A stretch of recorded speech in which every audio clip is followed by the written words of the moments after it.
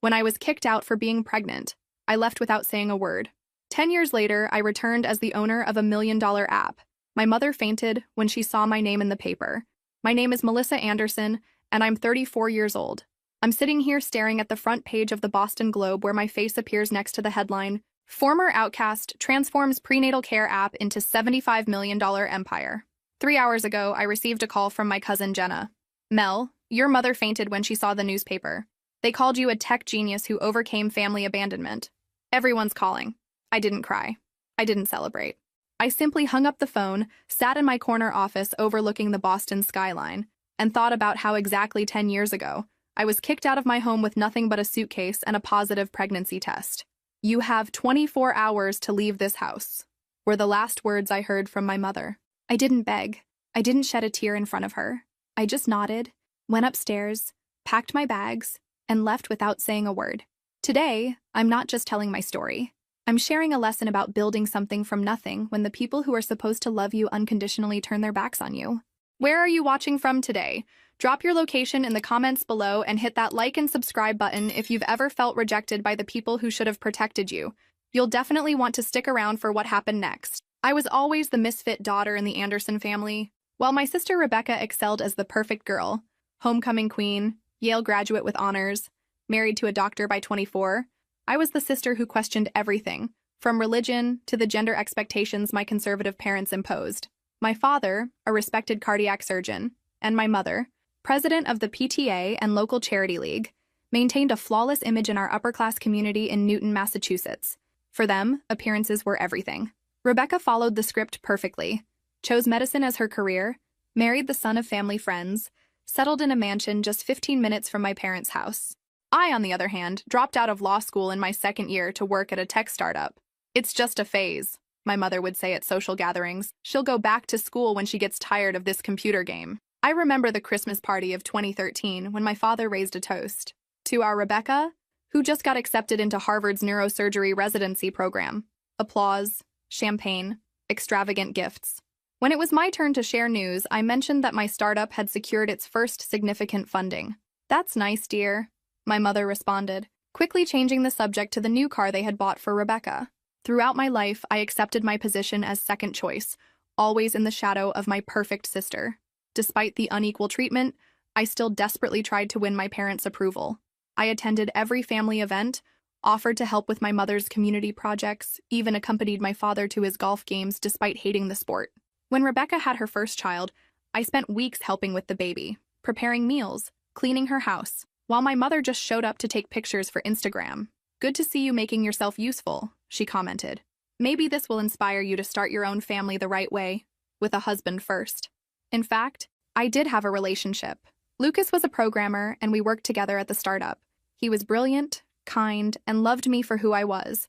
I introduced him to my family just once, during a disastrous dinner where my father barely spoke to him, and my mother made indirect comments about men with real jobs. Lucas left devastated, and I never invited him to family events again. Still, I kept trying.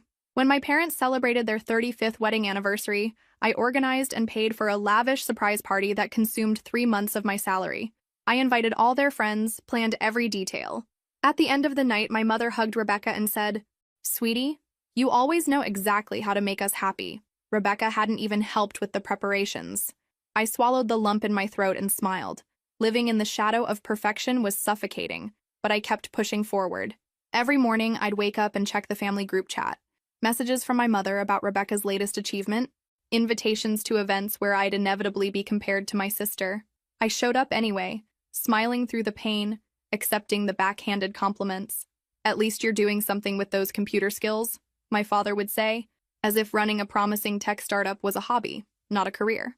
The startup was my escape. Between lines of code and investor meetings, I found my voice. Our app helped small businesses track inventory efficiently. Nothing revolutionary, but solid. Lucas and I were more than colleagues by then. Late nights debugging turned into dinner dates, and soon we were inseparable. "You're brilliant, Mel," he'd tell me when I solved a particularly challenging problem. "Your parents have no idea what they're missing." I believed him sometimes. But years of conditioning are hard to break. For my 24th birthday, my parents gifted Rebecca a spa weekend for all her hard work with the children.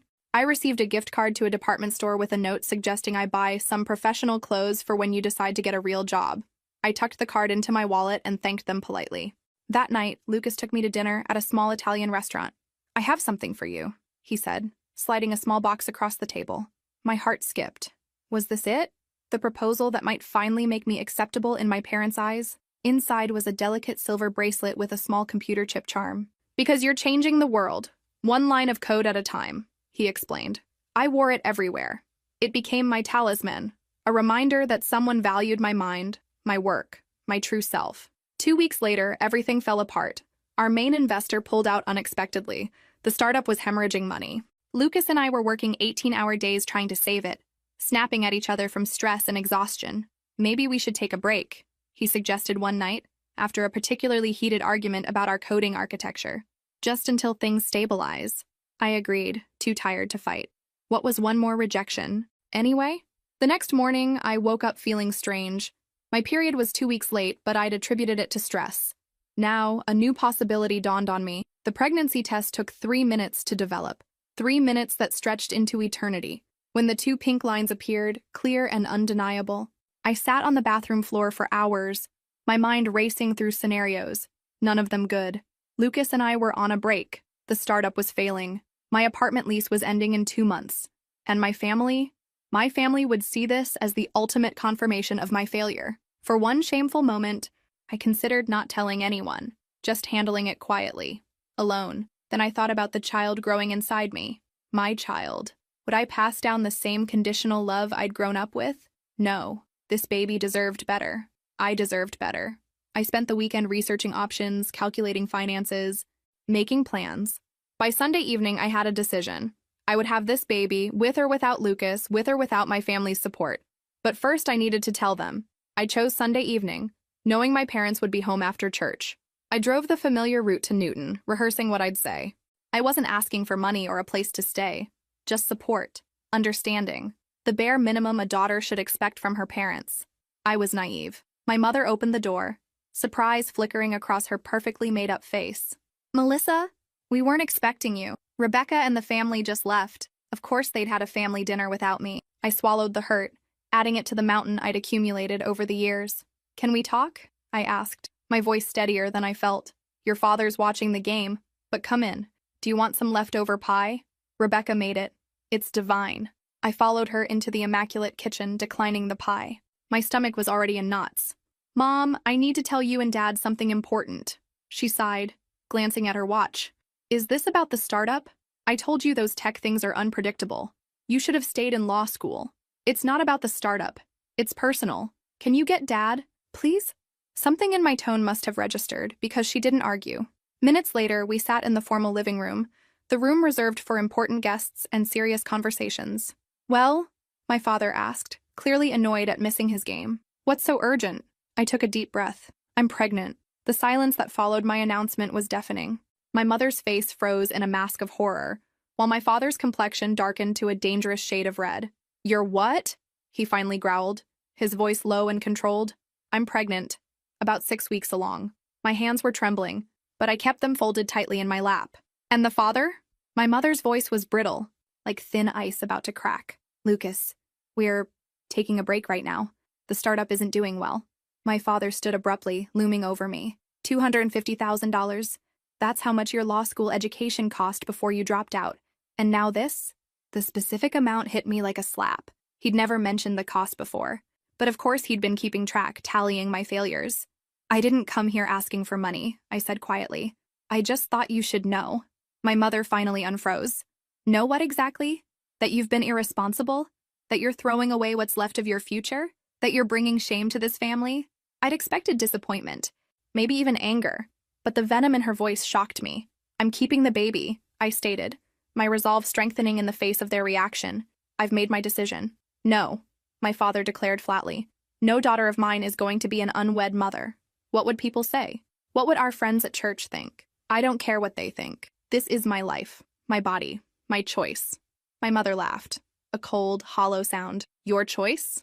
You've made nothing but poor choices. Dropping out of school, that ridiculous startup, and now this?"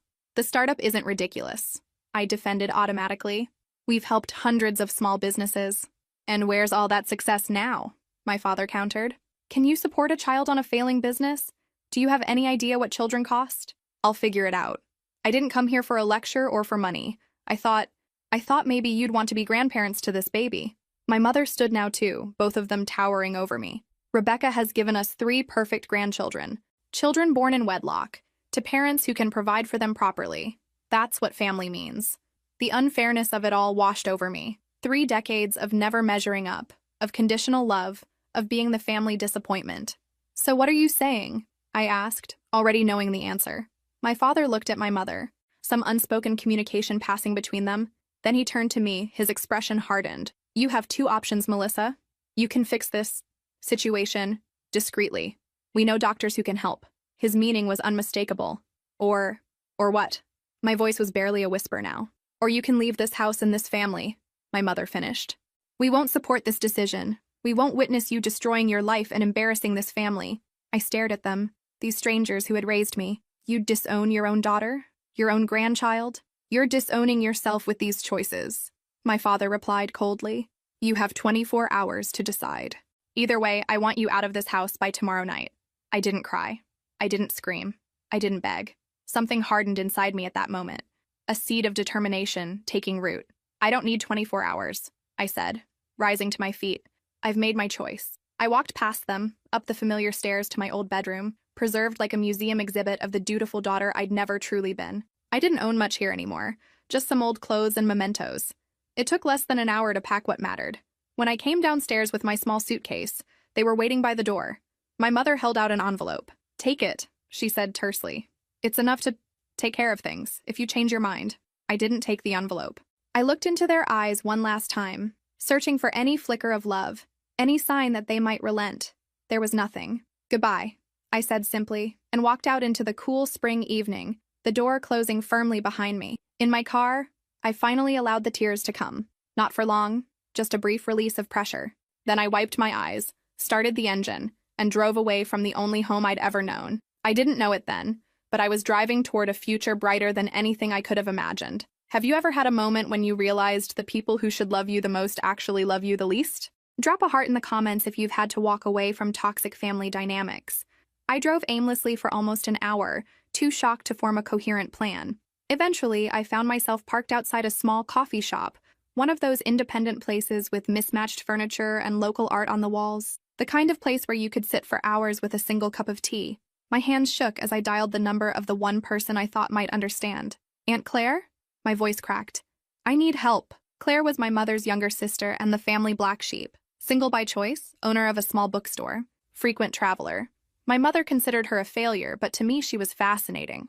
I'll be on the next flight, was all she said after I explained what happened. That night, in my tiny apartment, I finally broke down completely. Claire held me while I sobbed, years of pent-up pain pouring out all at once.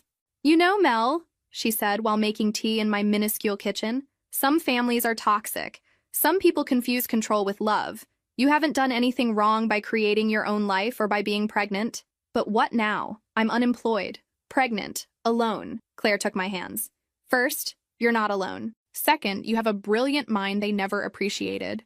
And third, she smiled, I have a spare apartment in Seattle. Come with me. Start over. Seattle? But my life here... What life, Mel? The one you built trying to please people who'll never accept you as you are? The truth in her words hit me like lightning. But what if I fail? What if you soar? She countered. That night, I made my decision.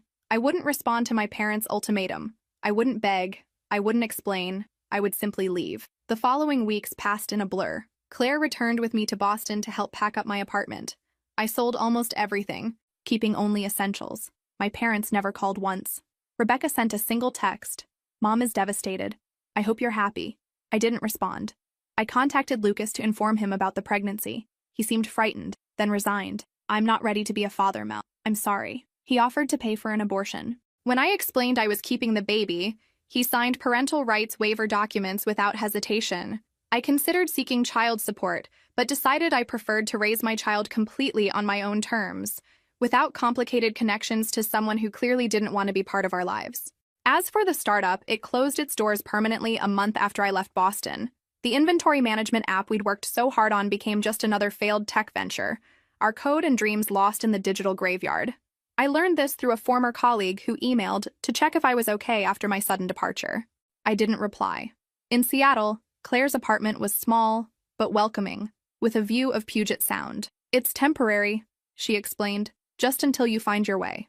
Besides hosting me, Claire offered me a fair-paying job at the bookstore, allowing me to save for my future plans. During those first months, as my belly grew, I fell into a routine of helping at her bookstore during the day and staying up late researching on my laptop. The idea for the app came naturally. As a single pregnant woman, I discovered existing resources for expectant mothers assumed a traditional family structure. Where were the apps for women like me? I started coding at night, building a prototype for a pregnancy app that offered not just medical tracking, but resources for single mothers, local community options, and legal advice for establishing parental rights and child support. When Sophia was born on a rainy November morning, I had a working prototype and a business plan. I held my daughter in my arms and promised her, "We're going to build something important together, something that will help other women like us." Claire took a photo of us in that moment. Years later, that photo would become part of the origin story of Birthright, my app that revolutionized prenatal care. But at that moment, we were just an exhausted mother, a newborn baby, and an idea that might change everything. If you've ever had to completely reinvent yourself, type "new beginning" in the comments. I want to know if you too found your strength in your darkest moments. The first 2 years were the hardest. I worked at the bookstore during the day, cared for Sophia at night, and developed the app in the hours I could steal between diapers and feedings. Aunt Claire was my guardian angel, watching Sophia when I needed a few uninterrupted hours to code. 6 months after Sophia's birth, I secured a spot in a Seattle startup accelerator focused on women entrepreneurs. My pitch about Birthright, now a beta app with 500 local users, impressed investors enough to secure initial funding of $150,000. It was the first moment I felt that maybe, just maybe, everything would work out. With the funding, I hired 2 programmers to help refine the app. I couldn't have built Birthright alone. The technical challenges were too complex for one sleep-deprived new mother. My background gave me enough knowledge to create the initial prototype, but these experienced developers helped transform my vision into a robust platform. One of them, Maya, became particularly invested in the project, as her sister had recently become a single mother. I moved into a small 2-bedroom apartment near Claire's bookstore. I established a routine that allowed me to be both mother and CEO, waking at 5 a.m. to work before Sophia stirred, taking her to daycare 3 times a week, working frantically until pickup time, then spending our evenings together. Our big break came when a major business magazine put us on their startups to watch list, leading to an exponential increase in users and investor interest. Within months, our app had grown from a few thousand to tens of thousands of users. At no point did I attempt to contact my family. In the beginning, I obsessively checked my phone, hoping for a message, a call, any sign they missed me. Eventually, that habit faded. Through Claire, I received occasional updates. Rebecca had 2 more children. My parents renovated the house. Life continued without me. On Sophia's 3rd birthday, I made a decision. I would no longer be defined by my family's rejection. From now on, I would look only forward. That night, after putting Sophia to bed, I sat in my small makeshift office and wrote a letter to my parents. It wasn't a letter of reconciliation or anger. It was a letter of farewell to people I would never again allow to hurt me. I never sent it, but the act of writing it was liberating. The next day, I pitched Birthright to a group of San Francisco venture capitalists. I walked out with a $2 million investment and the determination to turn my small startup into something extraordinary. As Birthright grew, so did my confidence. I hired a diverse team of women who understood our mission, many of them single mothers themselves. We expanded the app's features based on real user feedback, adding telemedicine options, virtual support groups, and even a financial planning module specifically designed for single-parent households. By Sophia's 5th birthday, we had offices in Seattle and San Francisco, over 50 employees, and more than 500,000 active users across the country. I bought our first real home, a 3-bedroom house with a small garden where Sophia could play. It wasn't a mansion in Newton, but it was ours, paid for with my success. I dated occasionally, but nothing serious. Between raising Sophia and running Birthright, there wasn't much time for relationships. Besides, I'd learned to be cautious with my heart. Sophia was thriving, a bright, curious child who loved books and puzzles. She had Claire's adventurous spirit, and people said, my determination. When she asked about her father, I told her the truth in age-appropriate ways. When she asked about my parents, I simply said they lived far away and weren't able to be part of our lives. Are they mean people? She asked once, her 5-year-old logic cutting straight to the point. No, sweetie, I replied after careful consideration. They just have very strict ideas about how people should live their lives. And I chose a different path. I like our path, she declared, hugging me fiercely. Me too, baby. Me too. One ordinary Tuesday, everything changed again. I was reviewing quarterly reports in my office when my assistant knocked. There's a call for you. Someone named Rebecca Anderson. She says she's your sister. 7 years of silence. And now this. My hands trembled slightly as I picked up the phone. Mel? Her voice was exactly as I remembered.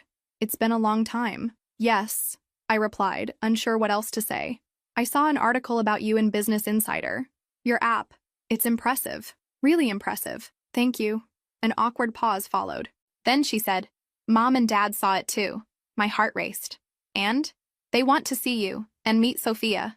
Another pause. We all do. I closed my eyes, memories flooding back. The Christmas parties where I was invisible. The anniversary dinner where my efforts went unacknowledged, the night they gave me 24 hours to leave. Why now, Rebecca? Is it because I'm successful? Because the article mentioned a recent funding round of $30 million? That's not fair, she protested. They're getting older. They've had time to think. People can change, Mel. Can they? I wondered. Or do they just adapt their tactics when their old ones stop working? I need time to think about this, I finally said. And I need to consider what's best for Sophia. Of course, Rebecca replied.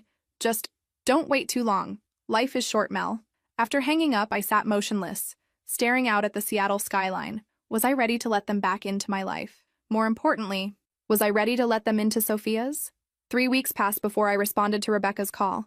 3 weeks of internal debates, sleepless nights, and long conversations with Claire. They don't deserve your forgiveness, Claire said over wine one evening after Sophia was asleep. Maybe it's not about what they deserve, I replied. Maybe it's about what I need, what Sophia might need. And what's that? I swirled the wine in my glass, watching the burgundy liquid catch the light. Closure, maybe, or setting a different example for Sophia about dealing with difficult people. Just be careful, Mel. Leopards rarely change their spots. I called Rebecca on a Sunday evening, when I knew my parents would likely be home. I'm willing to consider a visit, I told her, but I have conditions. Sophia comes first.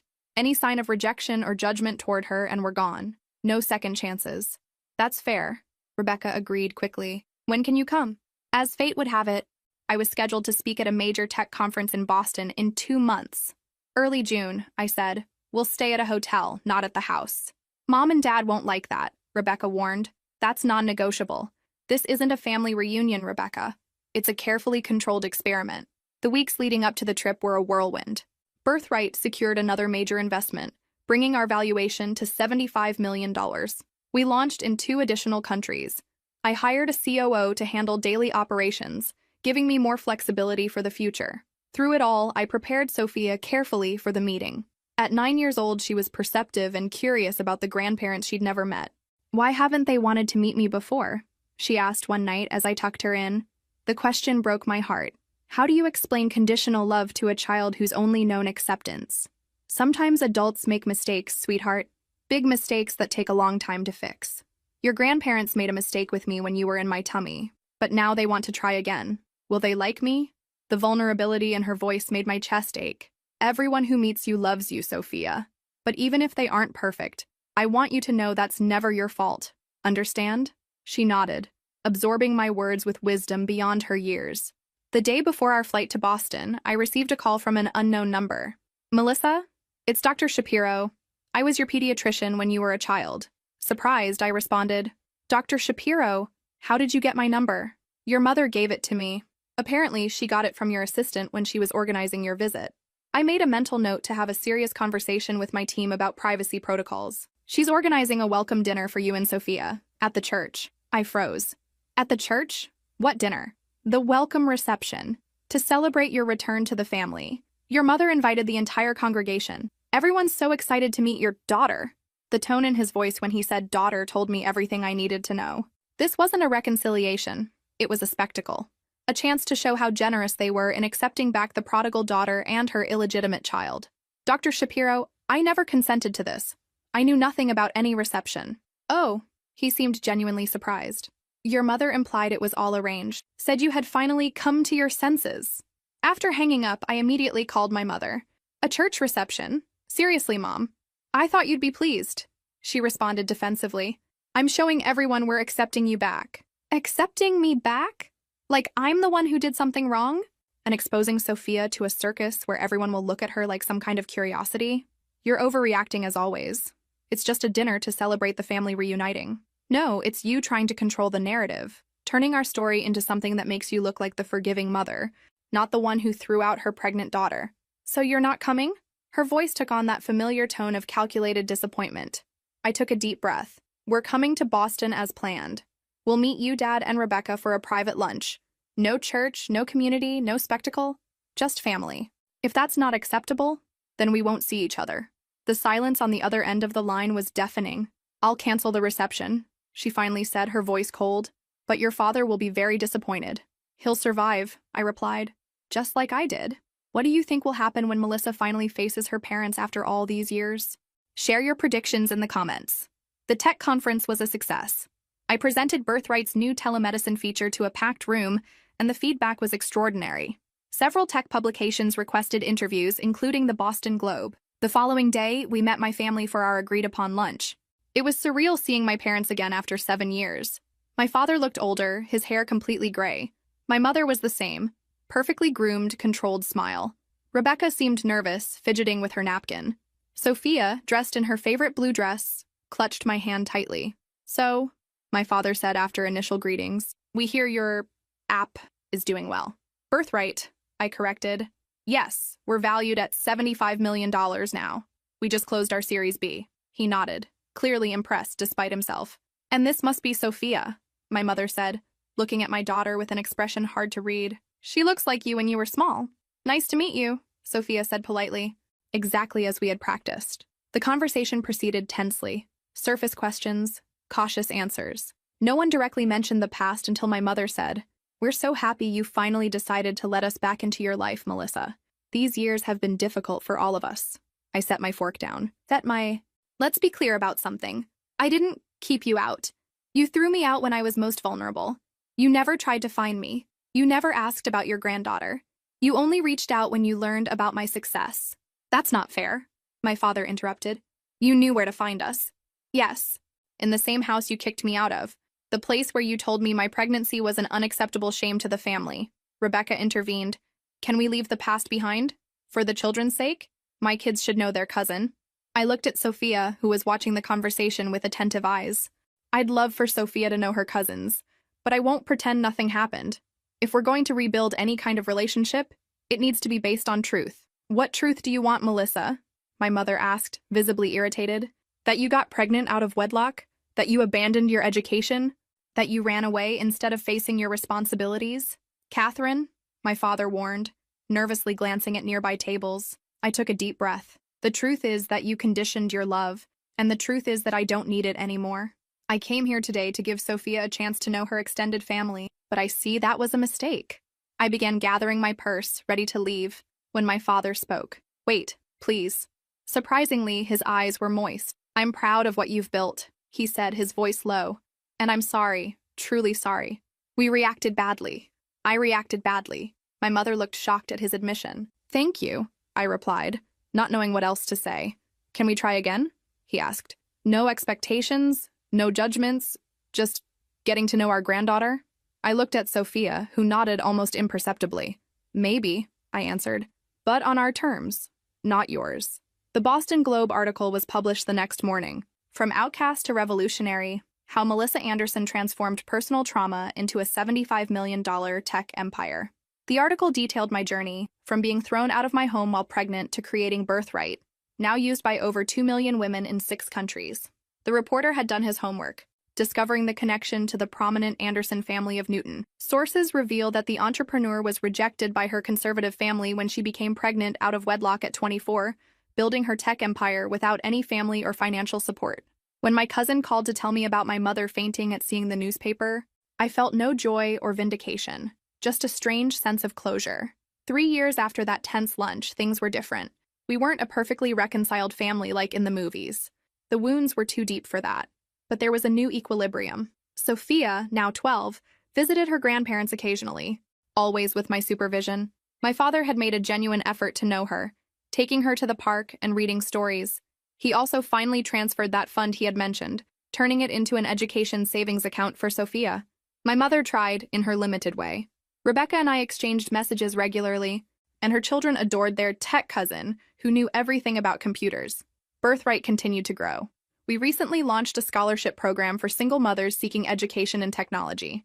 The first class of 50 women would start next semester. Sophia loved visiting the office and helping the design team. Aunt Claire moved to San Francisco to be closer to us, running a new branch of her bookstore. She remained my rock, my chosen family. As for Lucas, Sophia's biological father, he never reached out again, an absence that, ironically, gave us freedom to forge our own path. Sophia sometimes asked about him, and I was honest, within what's appropriate for her age. Perhaps one day she'll want to meet him. If that time comes, I'll support her decision. Sometimes people ask if I've forgiven my parents. It's a complicated question. I no longer carry anger or resentment.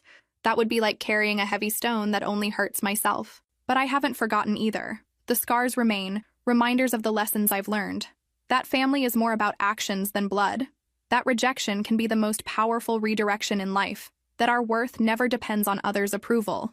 That sometimes we need to lose everything to discover our true strength. If you're watching this and going through your own moment of rejection or crisis, remember, your story doesn't end at the hardest chapter. What seems like your ending might just be the beginning of something extraordinary. I'm Melissa Anderson. I was kicked out for being pregnant. I left without saying a word. And 10 years later, I returned not just as a survivor, but as the creator of something that's helping millions of women write their own redemption stories. Sometimes, the best revenge isn't revenge at all. It's simply living well and on your own terms. If this story resonated with you, make sure to like and subscribe for more stories of resilience and transformation. Where are you watching from? Let me know in the comments below. 6 months after the Boston Globe article, my phone rang with an unexpected call. It was my father. Melissa, I'd like to visit you and Sophia in San Francisco. Just me. No mother, no Rebecca. Just a grandfather wanting to know his granddaughter better. I hesitated, caught off guard by the request. After our cautious lunch in Boston, we'd maintained minimal contact, holiday calls, occasional photos sent through Rebecca. Nothing substantial. What does Mom think about this? A pause. She doesn't know I'm calling. Things have been strained since the article.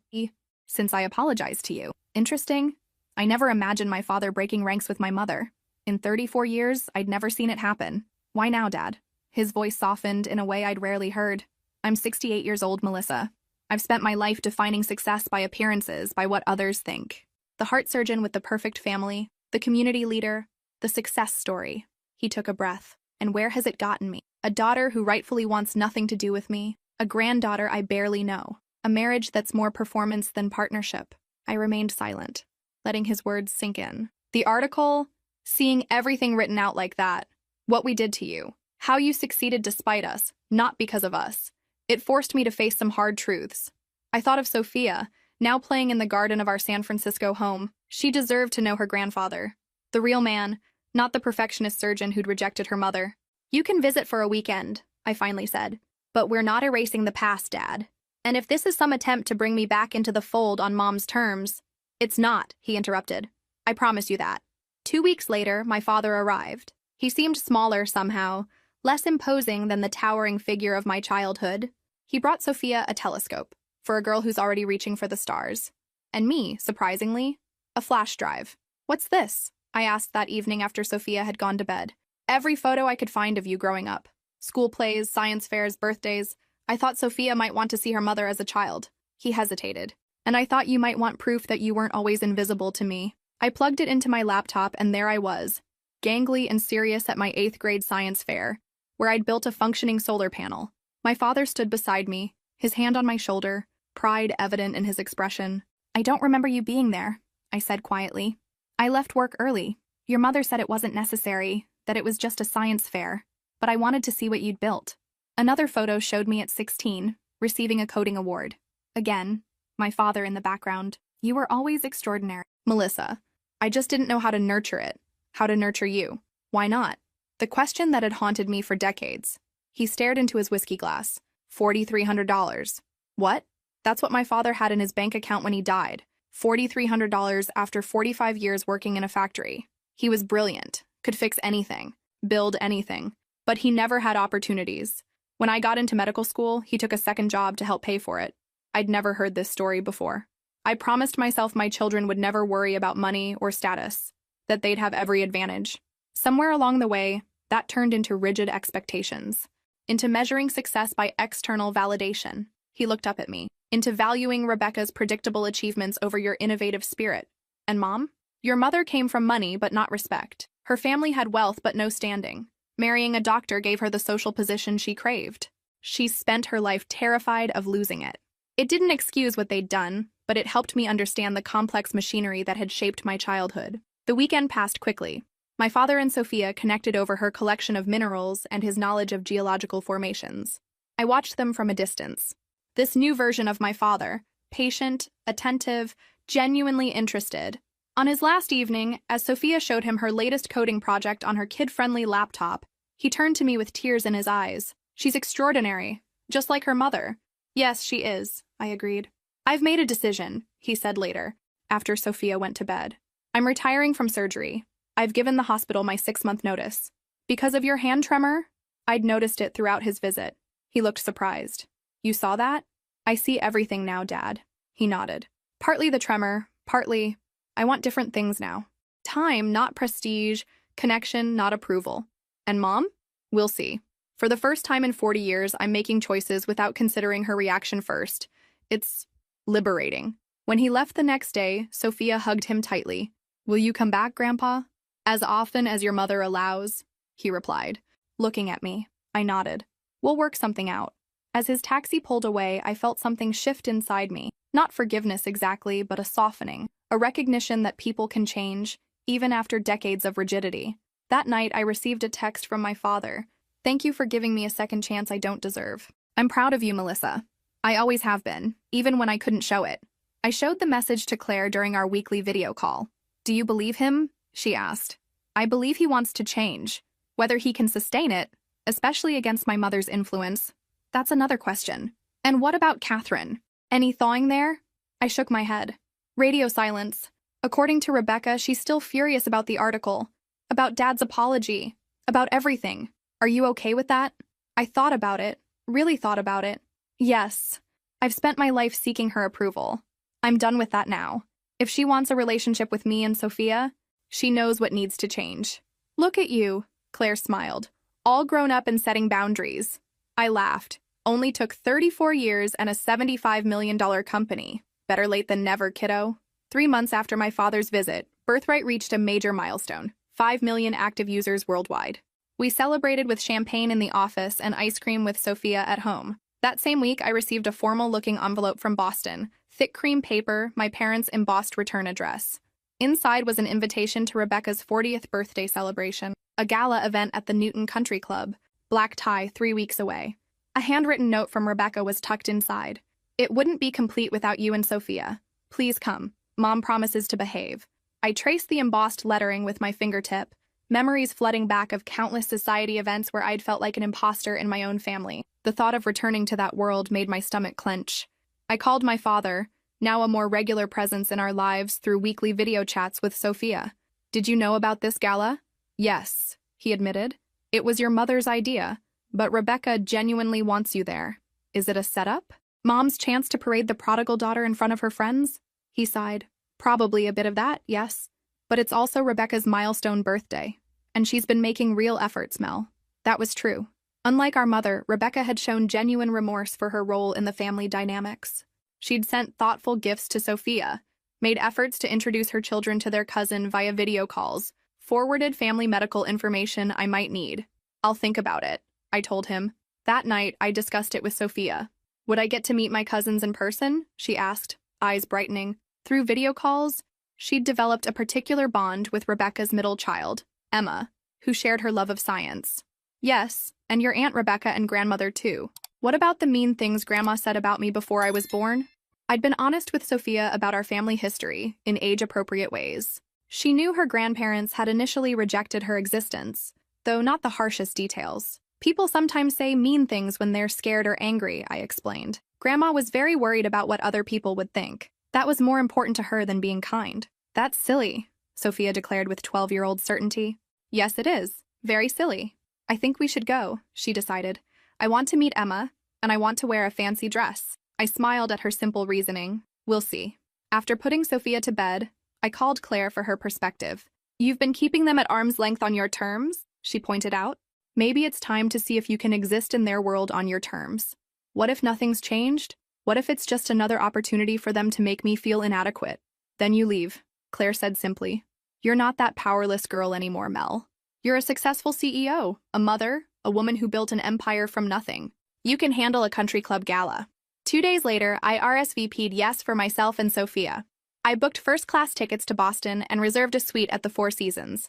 Not to impress anyone, but because I deserved comfort, and Sophia deserved a treat. The night of the gala arrived crisp and clear. Sophia twirled in her midnight blue dress with tiny silver stars embroidered on the skirt. Like the night sky, Mommy, while I opted for a sleek black column dress that projected simple elegance. No flashy jewelry, no designer labels on display. Just quiet confidence. As our car approached the country club, I felt a familiar tightness in my chest, the same anxiety I'd experienced at countless family events where I never quite measured up. You okay, Mommy? Sophia asked, noticing my expression. I squeezed her hand. Just a little nervous. Sometimes when I'm with Grandma and her friends, I feel like I'm still a little girl. Sophia looked at me seriously. But you're not. You're my mommy, and you make the best app in the world. I laughed, tension breaking. Well, when you put it that way. The country club hadn't changed. Same manicured lawns, same colonial architecture, same understated wealth. As we walked in, heads turned. I heard whispers. That's Catherine's other daughter, the tech one. Did you read that article? Rebecca rushed over immediately, enveloping me in a hug that felt surprisingly genuine. You came. I wasn't sure you would. Happy birthday, I said, handing her a small gift box containing a vintage brooch I'd found in a San Francisco antique shop, one that reminded me of something our grandmother had worn. And this must be Sophia. Rebecca knelt down. I'm your Aunt Rebecca. I'm so happy to finally meet you in person. Sophia, suddenly shy, managed a quiet happy birthday, before spotting her cousins across the room and perking up. Is that Emma? Rebecca smiled. Yes. She's been talking about meeting you all week. Want to go say hi? As Sophia ran off to meet her cousins, I braced myself for the inevitable encounter with my mother. I didn't have to wait long. Melissa. She air-kissed both my cheeks, keeping physical contact to a minimum. That dress is simple, but it suits you. 7 words, 2 backhanded compliments. Some things never change. Mother, you look well? She did. Expertly colored hair, designer dress, not a wrinkle in sight despite being in her mid-60s. I wasn't sure you'd come. You've been so independent these past years. Rebecca asked. I've always had time for people who genuinely want me in their lives. Her smile tightened almost imperceptibly. Well, everyone's been asking about you. The Boston Globe article made quite a splash in our circle. And there it was. The real reason for my invitation. Not reconciliation, but damage control. A chance to show her friends that the family rift had been mended, that she had magnanimously welcomed back her wayward daughter. I'm sure it did, I replied coolly. If you'll excuse me, I should check on Sophia. As I turned to walk away, she caught my arm. We're seated at the head table, of course. You and Sophia will be joining us. I gently removed her hand. Of course. The evening proceeded like a carefully choreographed dance. I made polite conversation with old family friends, answered questions about birthright, watched Sophia play with her cousins. My father, surprisingly, stayed by my side for much of the night, running interference when conversations became too probing or judgmental. During dinner, my mother tapped her glass for attention. We're so blessed to celebrate Rebecca's birthday with family and dear friends. Especially blessed to have our daughter Melissa and granddaughter Sophia joining us from California. Some of you know that Melissa has become quite successful with her technology company. The pause before technology company spoke volumes. We always knew she would find her way eventually, she continued with a tight smile. Family is everything to us Andersons, no matter what. The irony was so thick I could barely breathe. I felt all eyes on me, waiting for my response. The old Melissa would have smiled politely, accepting the rewriting of history, the erasure of pain. But I wasn't that Melissa anymore. I raised my own glass. To Rebecca on her birthday, and to family, both the ones we're born into and the ones we choose.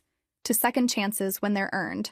And to truth, without which love is just performance. A murmur rippled through the table. My mother's smile froze. My father reached under the table and squeezed my hand. Rebecca, ever the peacemaker, quickly steered the conversation to safer topics. But something had shifted. I'd claimed my narrative, refusing to let it be sanitized for public consumption. Later, as Sophia played with her cousins during dessert, my mother cornered me on the terrace. "That was unnecessary," she hissed. "This is Rebecca's night." "Which is why I didn't tell the full story," I replied evenly. "About being thrown out, about the years of silence, about you only reaching out when you saw my success in the press. You're determined to paint us as villains." "No, Mother. I'm determined to live in truth. If that makes you uncomfortable, perhaps you should examine why." She smoothed her already perfect hair, a nervous habit I remembered from childhood. "Your father has been different since your visit. Distant. Questioning everything. Is that what you wanted? To turn him against me after 40 years of marriage?" For the first time, I saw something new in her expression. Fear.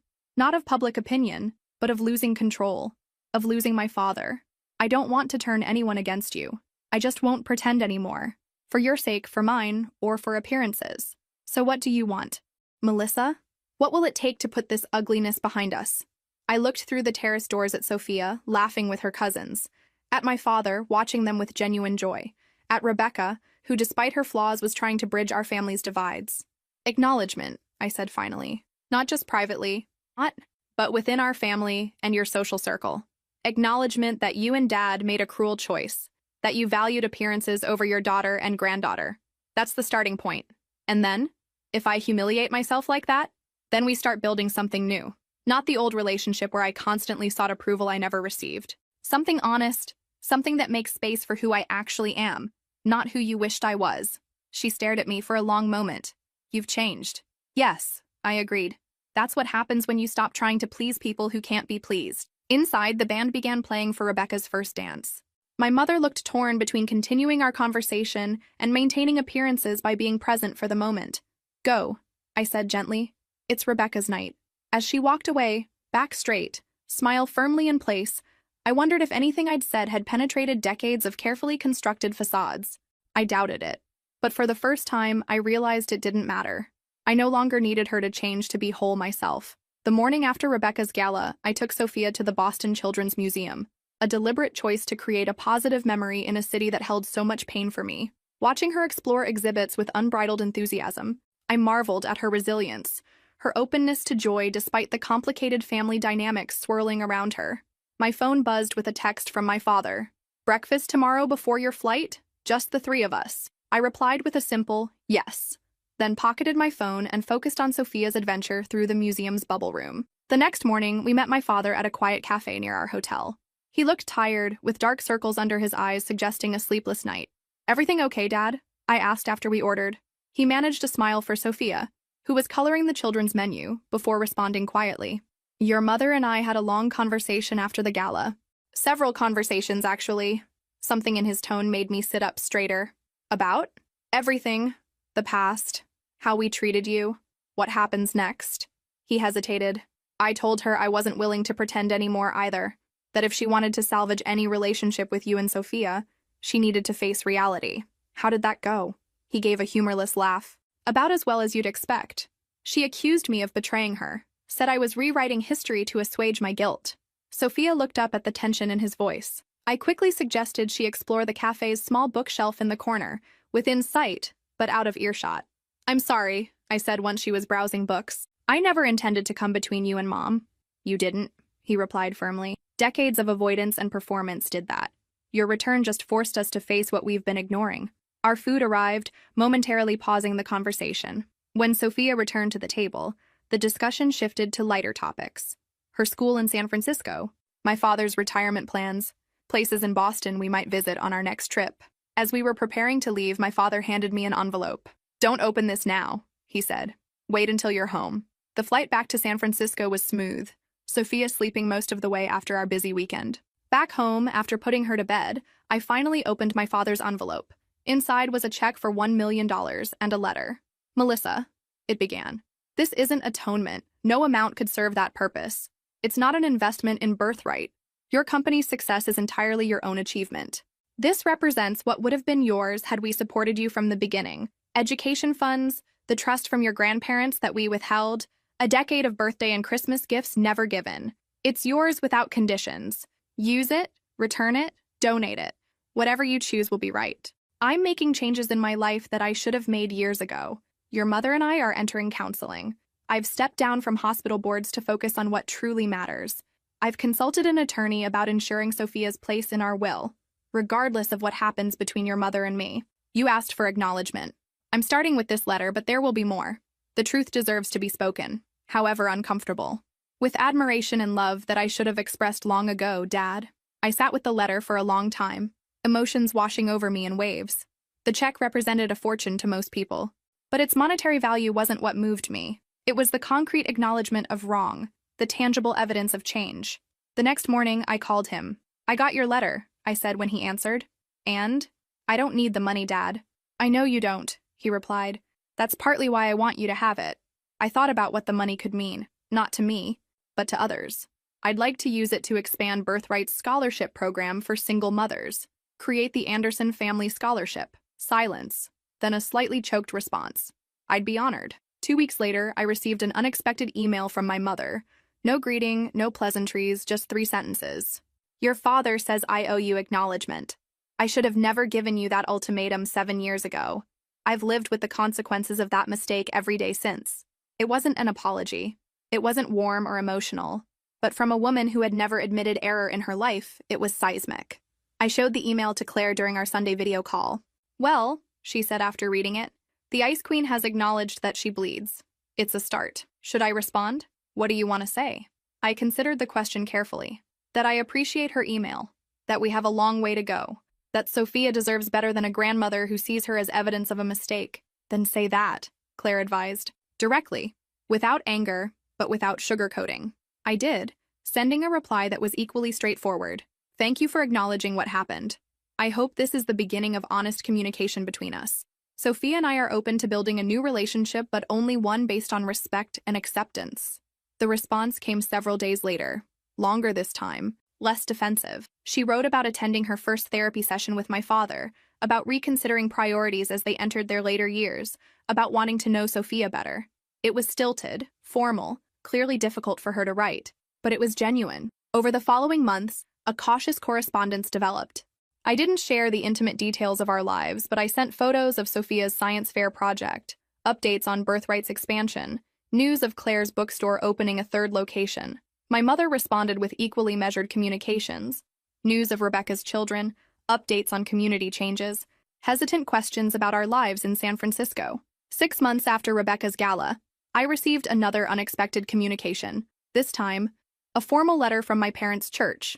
The pastor wrote that Catherine Anderson had resigned from her position as chair of the women's ministry after 15 years of service.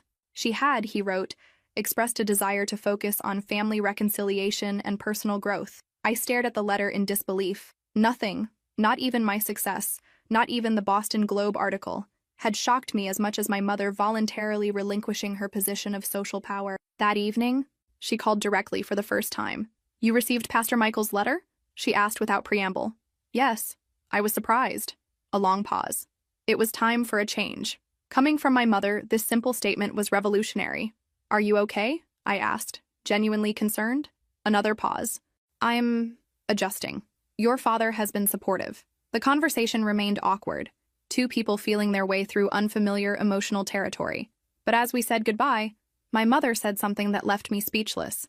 I've been reading about your app, what you've built. It's remarkable. Melissa. From the woman who had once dismissed my tech career as playing with computers, this represented a fundamental shift. That night, I sat on my balcony overlooking San Francisco Bay, reflecting on the unexpected turns life can take. 10 years ago, I'd been thrown out of my family home, pregnant and alone. Today, I ran a company valued at nearly $100 million, raised a brilliant daughter, and was witnessing what had seemed impossible. My parents changing, growing, acknowledging their mistakes. The road ahead would still have bumps. My mother would never be warm and demonstrative. My father would always carry guilt. But something new was emerging from the ashes of our broken family. Something authentic, if imperfect. The next morning, I called a family meeting with Sophia and Claire. How would you feel about spending Christmas in Boston this year? I asked Sophia. Her eyes widened. With Grandpa and Grandma and Aunt Rebecca? Yes. All of them. She thought for a moment, serious as always when making important decisions. Will Grandma be nice to you? She's trying to be, I answered honestly. People can change, but it takes time. Sophia nodded sagely. We should give her a chance then. Everyone deserves a second chance. I looked at Claire, who shrugged with a smile. When did she get so wise? She has good examples, I replied, hugging them both. That evening I emailed my parents accepting their Christmas invitation, with one condition: Claire would be joining us. My chosen family and my birth family, finally converging. The response came within hours, a simple, "We look forward to welcoming all of you." No drama, no conditions, just acceptance. The journey wasn't over, but a new chapter had definitely begun. Ms. Anderson, they're ready for you. I smoothed my blazer and followed the assistant into the conference room where the hospital board waited. This wasn't just any hospital. It was Boston Memorial, where my father had spent his surgical career. 6 months after our Christmas visit, which had gone surprisingly well, with only minor tensions, I found myself back in Boston for a different purpose. Birthright had launched a new initiative, partnering with major hospitals to provide our premium services free to all expectant mothers, regardless of income or insurance status. Boston Memorial was our East Coast flagship partner. My father, now fully retired, had helped arrange the meeting, but wasn't present. This was my moment alone. Good morning, I began, addressing the room of distinguished medical professionals. Thank you for considering this partnership with Birthright. As I launched into my presentation, statistics on maternal health outcomes, testimonials from existing hospital partners, financial projections, I felt a surreal sense of coming full circle. Here I was, in my father's professional domain, being taken seriously not as Dr. Anderson's daughter, but as a successful CEO in my own right. The hospital's chief of obstetrics, Dr. Eleanor Chen, leaned forward. Your focus on accessibility for single mothers and low-income families is particularly impressive, Ms. Anderson. What inspired that aspect of Birthright? I paused, considering how personal to get. In business settings, I usually kept my origin story professional, focusing on market gaps rather than personal experience. But something about being in Boston, in this hospital where my father had worked, made me choose transparency. I was a single mother myself, I replied. When I was 24 and pregnant, I discovered that most pregnancy resources assumed a traditional support system, a partner, family help, financial stability. I had none of those things. I didn't mention being disowned, didn't need to. The business case was strong enough without personal drama. Birthright was born from that gap in the market. We've now helped over 6 million women navigate pregnancy and early parenthood, many of them in situations similar to mine. Dr. Chen nodded approvingly. Well, your personal experience has translated into an exceptional resource. I think I speak for the board when I say we're excited about this partnership. After the meeting concluded successfully, I checked my phone to find several missed calls from my mother. Unusual, since our communication typically remained limited to scheduled calls and brief texts. Mom, is everything okay? I asked when she answered my call back. Yes, fine, she replied, her voice tense. I heard you were presenting at Memorial today. Ah, of course news would travel in their social circles. Yes, we're launching a partnership program. It went well. A pause. I wondered if you might have time for lunch while you're in town. This was unprecedented. My mother initiating an unplanned one-on-one meeting. I have a flight at 4, I said carefully, but I could do a quick lunch. We agreed to meet at a small cafe near the hospital. When I arrived, my mother was already seated, perfectly groomed as always, but somewhat subdued. How was your presentation? She asked after we ordered. Successful. They're on board with the partnership. She nodded, fidgeting with her napkin, a nervous gesture I'd rarely seen from her. Your father would be proud. Is proud, I mean. He helped arrange the meeting, I acknowledged. An uncomfortable silence fell between us. My mother broke it unexpectedly. I drove past your old startup office yesterday. The building's been renovated. It's a tech incubator now. I raised an eyebrow, surprised she even knew where my old office had been. I've been learning about your journey, she explained, seeing my expression. The places in Boston that were part of your life before, the apartment you had when everything happened. Why? I asked simply. She stared into her coffee cup. Your father and I have been doing this exercise in therapy, retracing steps, understanding impacts. He suggested I try to imagine your life then, what it was like for you. For perhaps the first time in my adult life, I saw my mother vulnerable, uncertain. It was hard, I said finally. Being alone, being pregnant, starting over, but it made me stronger. Yes, she agreed quietly. Clearly it did. Our food arrived, creating a natural pause. As we ate, my mother surprised me again. The hospital board chairman's wife is in my garden club, Martha Stevens. She told me about your presentation, said you were, and I quote, brilliant and commanding. I waited for the qualifier, the subtle diminishment that usually followed any praise from my mother. Instead, she added, I wasn't surprised to hear that. I nearly dropped my fork. You weren't? A faint smile touched her lips. Melissa, whatever our difficulties, I've never doubted your intelligence, your determination. Even when I disapproved of your choices, I recognized your capabilities. You never told me that. No, she agreed. I was too focused on what I thought you should be doing with those capabilities. We ate in silence for a few moments before she spoke again. I saw Sophia's science project video you sent. The solar system model with the motorized planets. Did she build that herself? Most of it. I helped with some of the wiring. She reminds me of you at that age. Always building things, always questioning how things work. Another pause. I should have encouraged that more. This was the closest my mother had ever come to expressing regret about my childhood, not just about throwing me out when I was pregnant. It's not too late to encourage Sophia, I offered. She looked up, surprise and something like hope in her expression. No, I suppose it isn't. As lunch concluded and we prepared to part ways, my mother reached into her purse and withdrew a small wrapped package. For Sophia, she explained. It's a book about women in science. I thought she might like it. I accepted the gift, touched by the thoughtfulness. It showed she was paying attention to who Sophia actually was, not who she might want her to be. Thank you. She'll love it. We walked together to the street where my Uber waited. Awkwardly, my mother leaned in for a brief hug, our first physical contact beyond formal air kisses in years. Safe travels, she said, stepping back quickly. Mom? I called as she turned to leave. Would you and Dad like to come to San Francisco next month for Sophia's science fair? She'd like you to be there. The invitation surprised us both. But Sophia had indeed asked if her grandparents could attend, and I'd promised to consider it. My mother's composure slipped momentarily, genuine emotion breaking through. We'd like that very much. As my Uber pulled away, I reflected on how much had changed in a year. The woman who had once given me 24 hours to leave her house was now making tentative efforts to understand my life, to connect with my daughter on Sophia's terms, not hers. Change didn't erase the past. The pain of rejection, the years of absence, these weren't negated by recent improvements, but perhaps they could be balanced by something new, something honest. That evening on the flight home, I drafted an email to my leadership team outlining the hospital partnership's next steps. As I worked, a notification appeared, an email from my mother with the subject line, "Thank you." The message was brief. I appreciated our lunch today. I've purchased the books for your guest room in preparation for our visit next month. Looking forward to seeing Sophia's science project in person. Attached was a receipt from a Boston bookstore, children's books about coding, space exploration, and women scientists. Books selected for who Sophia actually was, not who my mother might wish her to be. It was a small thing, but in the context of our relationship, it felt monumental. I thought about calling Claire to discuss these developments, but decided to wait until I was home. Some emotions were too complex to process at 30,000 feet. Instead, I opened my laptop's photo folder and found a recent picture of Sophia in our backyard, proudly displaying her science project. I set it as my desktop background, a reminder of what truly mattered. Not the past hurts, not the company valuation, but the bright-eyed child who had changed everything. The flight attendant stopped by my seat. Heading home? She asked, noticing the photo. Yes, I replied with a smile. Home to my daughter. The word home felt right in a way it never had in Boston. Home wasn't a place anymore.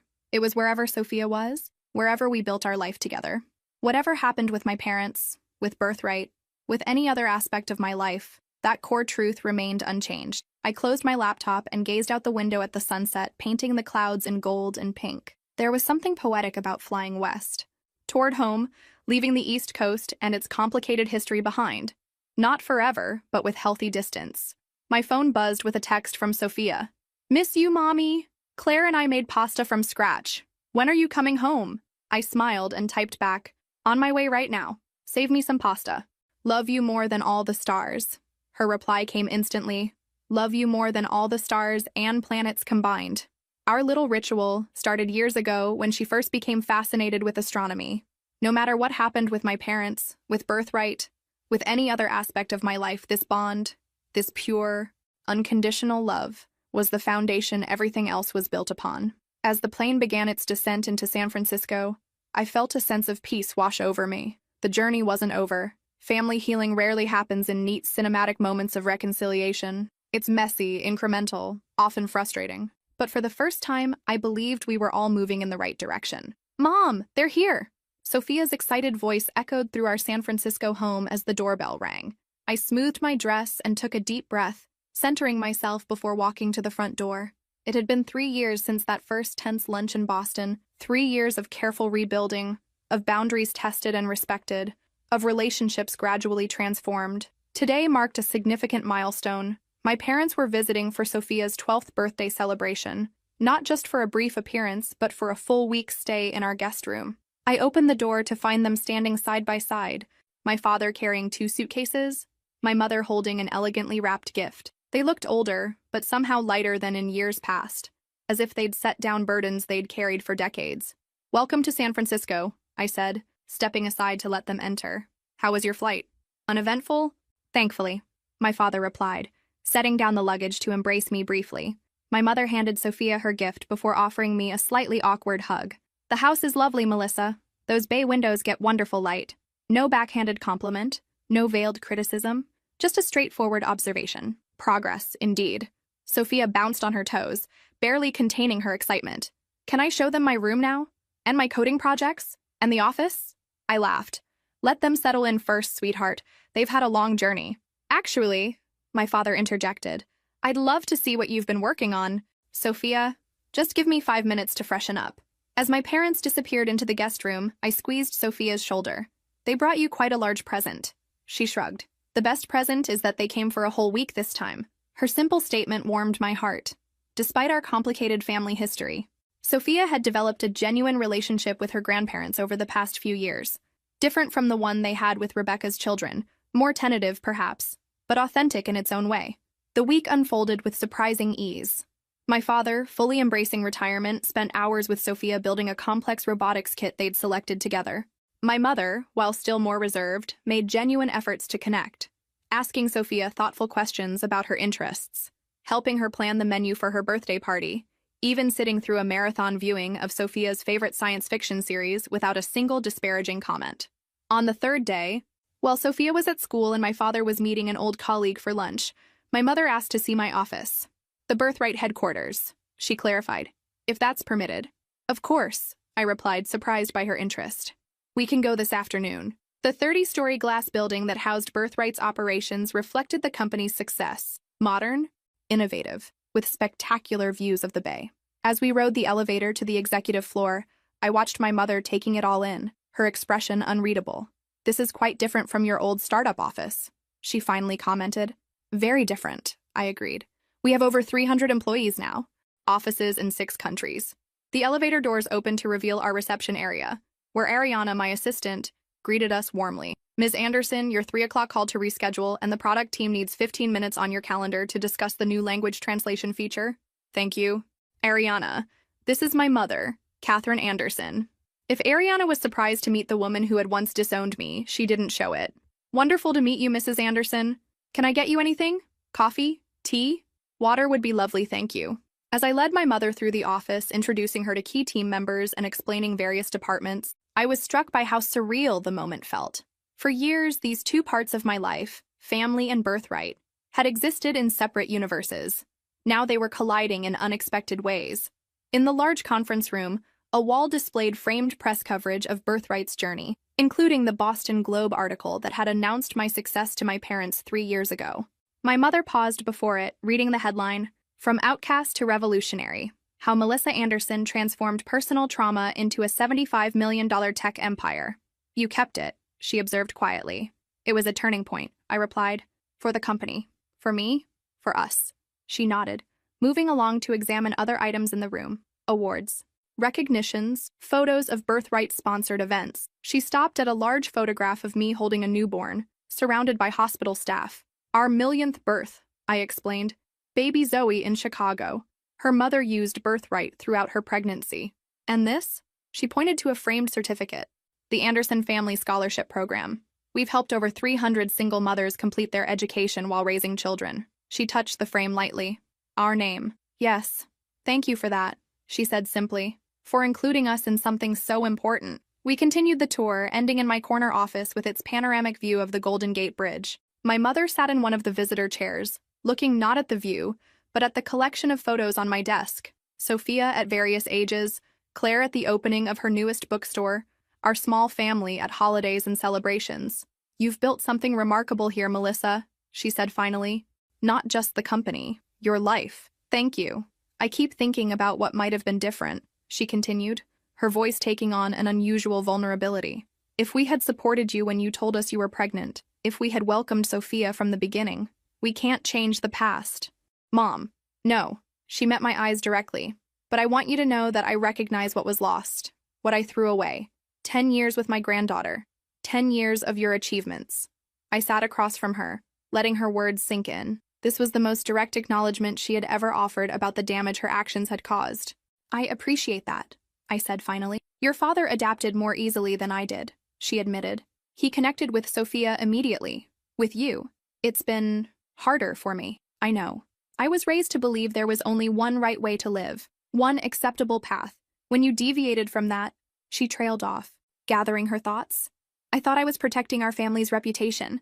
Now I realize I was just protecting my own rigid worldview. The woman sitting before me seemed almost like a stranger, vulnerable, reflective, honest in a way my mother had never been. What changed? I asked. After all these years? She considered the question carefully. Seeing your success was part of it, the article. But mostly, she paused. Mostly, it was the realization that I'd lost you, that your father was pulling away too, that my perfect life was empty without genuine connection. She smoothed her skirt, a gesture I recognized from childhood, something she did when emotions threatened to overwhelm her carefully maintained composure. I'm not good at this, Melissa. Admitting mistakes, showing feelings, but I'm trying to learn. For Sophia, for you, for myself. I reached across the desk and took her hand, a gesture that would have been unimaginable a few years earlier. That's all any of us can do. Try to be better tomorrow than we were yesterday. That evening, as we celebrated Sophia's birthday with a small dinner party, Claire, my parents, a few of Sophia's close friends and their parents, I watched my mother help Sophia arrange candles on her cake, their heads bent together in concentration. My father caught my eye from across the room and smiled, a silent acknowledgement of how far we had all come. Later, after guests had departed and Sophia had gone to bed surrounded by new books and science kits, I joined my parents on the back deck. The San Francisco night was cool, but not cold. The sky clear enough to see a few stubborn stars fighting through the city's light pollution. She's extraordinary, my father said, gazing toward Sophia's darkened bedroom window. Reminds me of you at that age. The curiosity, the determination. She has advantages I didn't, I replied, then immediately regretted the edge in my voice. But my father nodded. Yes, a mother who supports her unconditionally, who celebrates her exactly as she is.